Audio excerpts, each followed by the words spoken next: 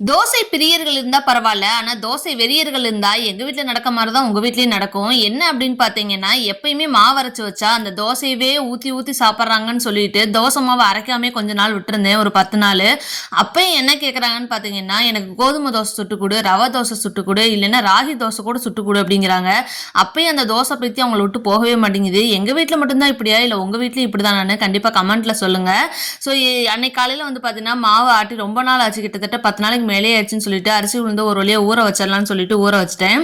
அன்னைக்கு மதியம் லஞ்ச் என்ன செஞ்சேன்னு பார்த்தீங்கன்னா, பூண்டு சாதம் தான் செஞ்சிருந்தேன். நெய் ஊத்தி பூண்டு நெறைய போட்டு வரமிளகா, கருவேப்பிலை போட்டு தாளிச்சுட்டு, நம்ம வடிச்ச சாதம் வச்சிருப்போம் இல்லைங்களா? அதில வந்து போட்டு நல்லா கிளறிடணும். அன்னைக்கு தம்பிக்கு லஞ்ச் குடுக்கறனால தான் ரொம்ப கம்மியா செஞ்சிருந்தேன். ஆனா, இது எங்க வீட்ல இருக்க எல்லாருக்கும் ஃபேவரட்டான ஒரு சாதம் தான்.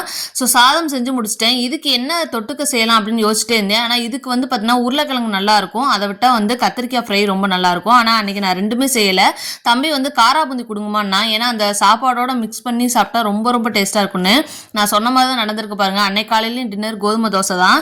ஸோ ஒரு வழியா வந்து பார்த்தீங்கன்னா, மாவ ஆட்டி வச்சுட்டேங்க. இது இன்னும் எத்தன நாளைக்கு வரும்னு தெரியாது. 2 நாள்லயோ, 3 நாள்லயோ காலி பண்ணிருவாங்க. மறுபடியும் இது மாவாட்டி வைக்கணும். மாவாட்டுறதே என் தொழிலுங்கிற மாதிரி ஆகிப்போச்சு இருக்க இருக்க. ஸோ நெக்ஸ்ட் வீடியோல மீட் பண்றேன். பாய்.